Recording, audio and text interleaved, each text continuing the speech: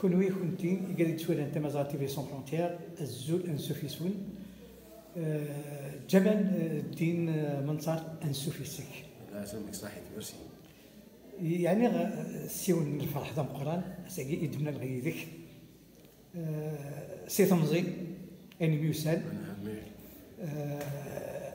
اما دكتيني اما يعني دبابه كثير رحم ربي اما اثمتنيك تيسمتينيك ياك ديوث فاميت ديوث تواشوت وسعود داشو دنيني ديك يسعان امزلوي اما الا ذوين يعنان تاكلاولا اما ثين يعنان ثم عيش تنون قال يمدانا قال وقت الاقصار مدينه الاقصار دوله راس الوعلي يق كيف يعني بيقول لا مكتب سمين تولى بدا خضر اما الكشتيني اما الوهاب اما اطاس اطاس الجون ديال جمال الدين الزبر الكشتيني يقال عندي سوالي الدين انسيك اندفع غير فوالا تري بيان دونك كي نقولها لك ولا كيف غاد نهضر سخبيت باسكو افون تو ميم سي جو ميكسبريم سوفون en français mais la langue maternelle c'est تمازيغ تقبايل ça reste يعني l'une des plus belles langues à mon avis mais ولكن معليش اكاد نغ انت نخرج لك انت بالك دينا بون جو مي بريزونط افون تو جو مابيل مونسير جميل الدين لولا غادي ولاد عبد على كل حد ديال القصار دونك سي جوست اون فاس نو سوم فوازان اون فاس سنا راشد واحد 1 كيلومتر فوالا ميم با دونك براتيكمون اون اي دو ميم باتلان دو لا ميم ريجيون لولا en 1953 bon j'ai fait des études ديال القصار ومن بعد ولي غدا لميتيزي وزو et lorsque j'étais élève à Tizi Ouzou exactement ديال الجمعان c'est là que j'ai connu beaucoup de gens j'ai côtoyé des gens illustres dans le fameux, je ne sais pas si vous le connaissez, mais je vais vous en parler aujourd'hui. C'est un professeur, mon professeur de collège. Et bien avant lui, il y avait un enseignant du primaire. J'ai nommé Djeraï Ali. C'est lui qui m'a poussé, il m'a fait découvrir, si vous voulez, un peu les subtilités de la langue française. Et c'est ainsi que je me suis retrouvé du jour au lendemain à composer des poèmes. داك نقول لك جمال غادي 3 سنين ساعه طاس دوسان الصغران دينا رغورنا اما الا الناس بالعيد اما الا نهار العاشور اما الا طاس لا شي ديون في نبذل الصغران سكول نسن اكزاكتومون الا كاينين ناس بالعيد j'ai pas eu l'occasion de l'avoir comme enseignant mais il paraît d'après les dires des gens il paraît que c'est quelqu'un de très compétent. Mais qui nous y chaouch, chérifi, ce n'était pas quoi et puis par la suite, le dernier enseignant que j'ai eu, c'était en cours fin d'études, c'était Djeraïd. D'ailleurs, il enseignait en France. On va dire rentrer en Algérie, je gagnais dans le Qsar. Je ne sais pas, il a su déceler en moi cette aptitude à composer, à écrire. J'aimais tellement les sonorités, les subtilités de la langue française. Et il a découvert en moi cette aptitude. Et il l'a exploité à bon escient. Pourquoi? Parce qu'un jour, il m'a dit, est-ce que vous ne pouvez pas composer un poème? Voilà, je ne connais pas, mais vous pouvez essayer. Et c'est ainsi que je me suis retrouvé à l'âge de 12 ans approximativement. J'ai composé mon premier poème que j'ai intitulé Les Flemmards. C'était trop fort pour les autres élèves. Ils n'avaient pas pu comprendre le sens du mot flemmard. Il m'a encouragé. Et quelques années plus tard, je me suis retrouvé par la force des choses en train de composer, de faire de la poésie. Et c'est ainsi que j'ai composé mon premier vrai poème à l'âge de 18-20 ans. Et par le biais duquel j'ai participé à une émission de Qaddour Mhamsaji, excusez du peu, c'est quelqu'un que vous connaissez, c'est un illustre écrivain, philosophe, chercheur, tout ce que vous voulez. Parce qu'il animait une émission à la chaîne 3 qui s'appelait Jeune Plume. Qaddour Mhamsaji, originaire de Toulouse. Exactement.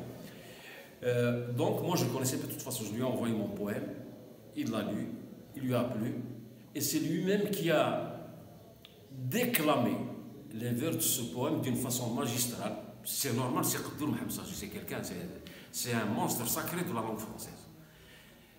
Donc ça a été pour moi une sorte de coup de pouce. Et sur le plan moral, ça m'a vraiment boosté, ça m'a vraiment encouragé. Et j'ai commencé à composer, j'ai commencé par la poésie. La poésie, c'est un peu dur. Pourquoi? Parce que vous êtes soumis à des règles très strictes. Mais quelqu'un qui veut vraiment donner libre cours à toutes ses pensées, il faut s'orienter plutôt vers le roman. Mais en poésie, j'ai excellé. Pourquoi? Parce que moi, le premier poète que j'ai admiré, que je n'ai jamais cessé d'admirer, c'est Victor Hugo. C'est l'incontournable Victor Hugo. Alors j'ai écrit, j'ai essayé d'imiter comment il écrivait, comment il composait. Et puis par la suite, il y a eu des gens qui ont travaillé avec moi, dont certains professeurs. Je vais nommer à cette occasion 2 professeurs.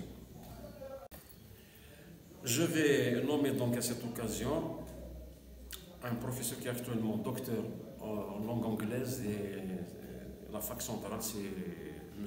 Bouchacha Jamal, qui m'avait encouragé. Parce qu'on travaillait, on était professeur, il faisait anglais, moi je faisais français au niveau du lycée de Qsara. Et puis il a eu l'occasion de lire certains de mes récits, de mes écrits. Il m'avait vraiment encouragé. Il m'a dit, il faut que tu fasses quelque chose. Tu n'as pas le droit, je reprends textuellement les expressions qu'il avait utilisées, tu n'as pas le droit de t'en aller comme ça sans laisser un truc en héritage, parce que vous pouvez écrire. Et puis quelques années plus tard, il y a un autre, qui n'a jamais essayé de m'encourager. Fatani Hassan, qui était prof de philosophie du lycée de Tipaza. Il m'a vraiment encouragé. Vous pouvez faire. Moi, je ne suis pas française, mais j'aime vous écouter. J'aime lire ce que vous faites. Essayez de faire quelque chose pour les gens de la région, pour vos enfants. Donc vous pouvez nous léguer un roman, des écrits, de quel que soit le genre littéraire, de la poésie ou de la littérature. Bon, et puis les encouragements de mon fils, parce que Mourad, c'est mon fils, il était le plus jeune professeur d'université à Bouira et le plus jeune journaliste d'Il Moudjahid. C'est quelqu'un qui écrit très très bien lui aussi. Alors il m'a dit textuellement, que j'ai reçu des écrivains, je les ai interviewés, j'ai lu leurs écrits, mais en toute sincérité, c'est pas parce que vous êtes mon père, je vais vous jeter des fleurs, mais il ne vous arrive pas à la cheville. Pourquoi il faut vous mettre à l'écriture? Donc la sagesse, elle se transmet oui, de père en fils. De père en fils. C'est moi qui et mon fils. Oui, c'est ce qu'on appelle l'atavisme. Simatoub disait dans sa chanson l'atavisme se régénère. Mounser Jamal a dit dans ses écrits l'atavisme reprend ses droits. Donc c'est pour abonder un peu dans le sens de ce que vous dites, parce que vous avez eu l'occasion de connaître mon père, de connaître ma famille. Ils m'ont encouragé, puis je me suis mis à l'écriture. Ce bouquin, je l'ai déposé au niveau de l'ANDA il y a 6 ans de ça, 5 ans et demi exactement. Et puis au départ, je n'ai pas voulu vraiment le publier. Mais mon fils a insisté. Ah ben voilà, c'est comme ça que je me suis retrouvé un jour à l'ANDA, je l'ai déposé. Et puis ça fait, depuis l'année passée, j'ai eu du pourparler avec des négociations avec la maison Amel de Tizi Ouzou, des gens très professionnels, il faut que je le dise au passage, c'est des gens qui sont très professionnels, qui respectent l'auteur, qui le reçoivent très bien, ils sont très prévenants, ils sont à l'écoute, et ils ont produit ce bouquin. Je dois juste dire à mes lecteurs que ce n'est pas par fanfaronnade, mais vous allez découvrir au verso ce que la commission de lecture a dit à propos de ce roman. Le roman, il s'intitule Les rescapés de l'Apocalypse. Voilà. Et lorsque vous prenez le bouquin, vous pouvez lire, M. Debèche, ce qu'ils ont dit, vous pouvez lire ce passage. Je vais lire le roman de Jamal Din Mansar est original. Il est très bien structuré et écrit de manière remarquable. L'auteur fait preuve d'une maîtrise de la langue française qui fait de son texte un roman agréablement peaufiné. L'auteur parvient en outre à retenir l'attention du lecteur grâce à l'originalité de la trame du roman. Le sujet abordé ne fait pas partie de ceux auxquels nous ont habitués les romanciers algériens. L'auteur a donc le mérite d'avoir innové sur le plan thématique. Commission de lecture. Voilà. Voilà. Et voici ce que j'ai lu. Voilà, merci. Et je dois dire au passage, il faut que je mette en exergue que les membres de la commission de lecture sont des écrivains chevronnés. Donc, je prends ça comme un témoignage très intéressant à bien des égards. À bien des égards, pourquoi? Parce qu'ils ont fait preuve de ce qu'on appelle une honnêteté intellectuelle. Parce que eux qui ont écrit durant des années et qui ont entre leurs mains pour la première fois un premier roman de quelqu'un, et ils lui disent tout ça, ils l'encouragent à aller de l'avant, et ils ont dit, attention, c'est surtout la dernière expression, ils ont dit exactement, le sujet abordé ne fait pas partie de ceux auxquels nous ont habitués les écrivains algériens. Donc, c'est une première. Effectivement, vous le dites, c'est bien, c'est une première. Et je dirais donc en toute simplicité, en toute modestie, ou si vous voulez, toute fausse modestie mise à part, pour un coup d'essai, c'est un coup de maître. Bon, moi je l'ai écrit, normalement je ne savais pas, bon. Mais ça a fait un boom, il y a quelqu'un qui m'a dit ça a fait c'est un ovni dans le paysage littéraire. Je reprends l'expression de mon beau-fils qui est docteur à l'université de Tizi Ouzou, il enseigne le management. Bienvenue Djemal Din. Merci, c'est très gentil. Voilà. Avec les grands. Voilà, merci. Voilà. C'est très gentil. Djemal Din, donc maintenant nous allons rentrer beaucoup plus dans le livre. Oui. Vous avez raconté une histoire. Exactement. Une histoire, la plupart du temps, c'est beaucoup plus une histoire réelle et des fois, c'est de la pure imagination. Oui. Donc vous, ce livre, c'est un mélange. Effectivement. Bon, ça reste un roman fictif. Toute l'histoire racontée ici est fictive, donc elle n'a pas existé réellement, elle ne s'est pas produite. Simplement, quelquefois, je me suis inspiré, il y a des passages qui sont autobiographiques. C'est ce que j'ai vécu moi personnellement, et peut-être mes frères, durant ma tendre enfance. Et je m'en suis inspiré pour les mettre un peu dans le bouquin. Mais le roman reste un roman fictif. Voilà. Donc je vais parler de la trame. La trame de mon bouquin tourne autour de quelques personnages. Chaque personnage, je le décris, donc je lui consacre ce qu'on appelle une tranche de vie. Bon, chaque personnage a un destin. Et à la fin, tous ces destins finissent par se entrecroiser. Et ça a donné une histoire d'amour, histoire faite de violence aussi, parce que tout se déroule sur fond de terrorisme.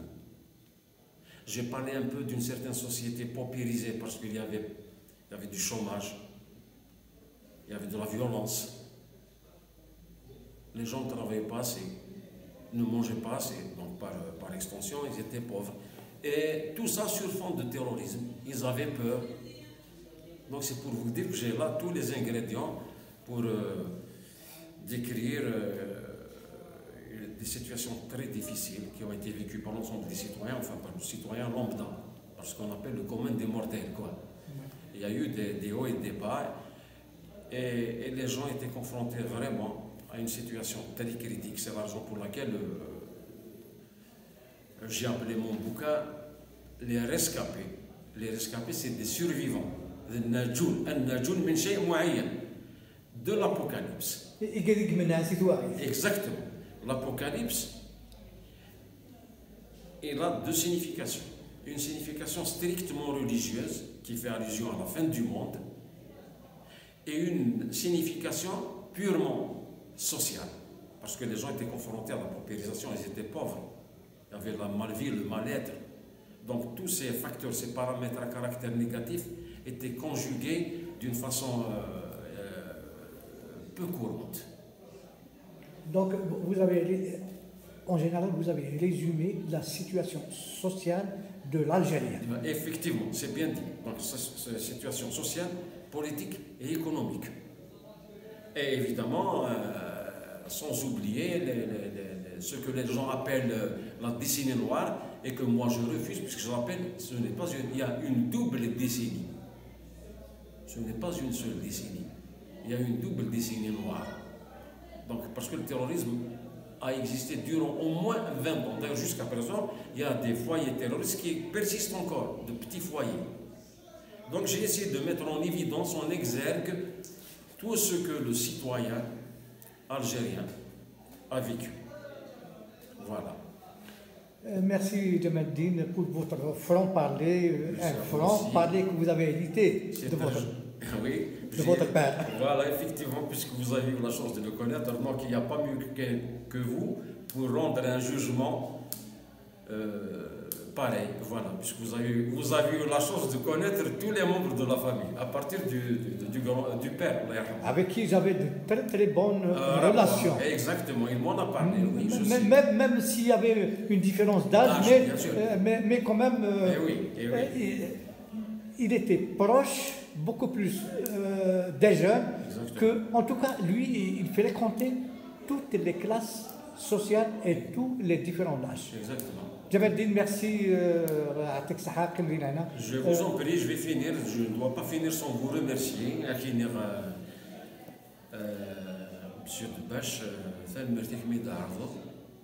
vous m'avez offert là l'occasion de dire ce que je pense, ce que je ressens, et je vous en suis très reconnaissant. Simplement, ce que j'ai dit, je l'ai dit d'une façon naturelle, sans aucune fausse modestie. Je suis toujours égal à moi-même. Et j'espère que, surtout parce que je compte beaucoup plus sur leur avis, à encourager, Inch'Allah, les journalistes, la presse, enfin toute la presse d'une façon générale, que ce soit la presse écrite, l'audiovisuel d'une façon, tous les médias lourds. Voilà, tout simplement. Merci, monsieur Debache. Plaisir. Voilà. Et partagé. Merci. Plaisir et partagé.